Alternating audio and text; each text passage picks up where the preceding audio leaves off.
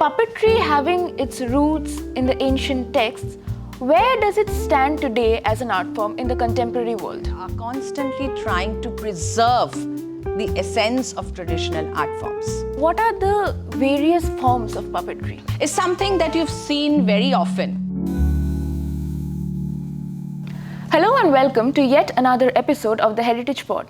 I am Rudrani Chatterjee, a student of the Department of Media Science at the Heritage Academy. Today, with me I have Assistant Professor Masoom Sengupta, and we are here to discuss puppetry. My first question to you, ma'am, would be, how did puppetry as an art form originate? Natya Shastra, the masterly treatise on dramaturgy, does not mention puppetry as such. However, it does talk about Sutradhar, and what he's trying to say, what Bharat Muni is trying to say, is the Almighty who is pulling the strings and determining the fate of the lesser mortals. However, we do find mention of words like Puttalika and Puttika in Sanskrit and Bangla, which means dolls.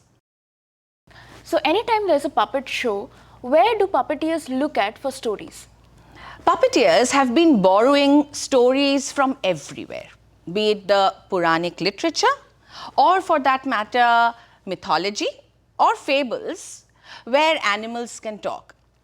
It's interesting because we need to understand that puppetry is mainly for children. Not that it is only for children, but it is mainly for children.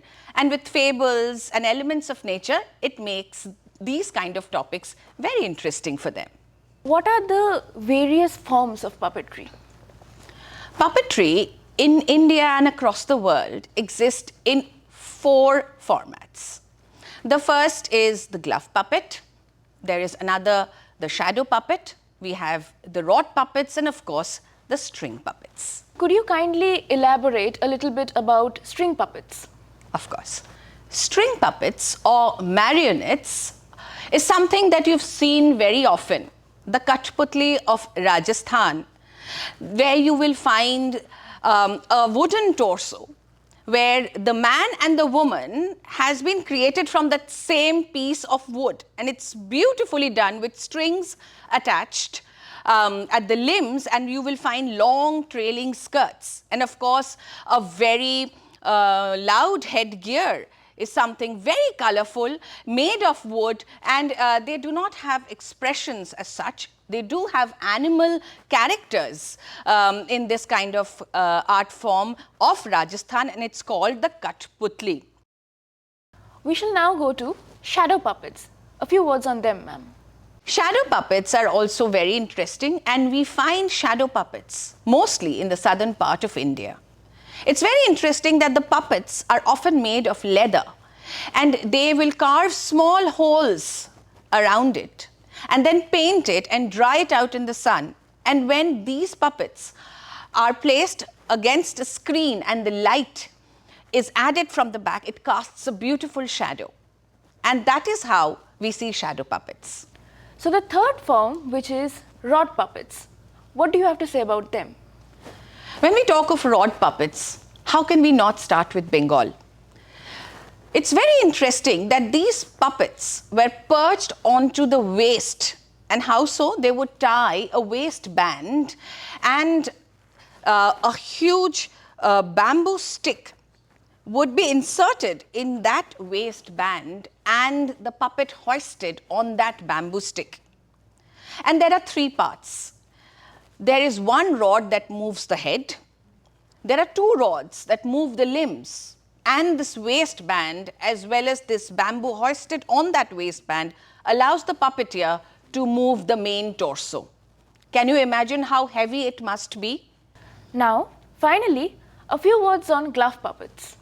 Of course. Glove puppets is probably the most versatile form of puppetry, because you might recall as a little kindergarten student playing with sock puppets in those days, back in those days. And it is so easy to make, and it is so lightweight. It gives you a lot of scope to travel with, and it's also very cost effective. And you need not have a master puppeteer make a glove puppet for you. You can do it yourself, and as a result of which, most storytellers prefer this kind of art form for puppetry.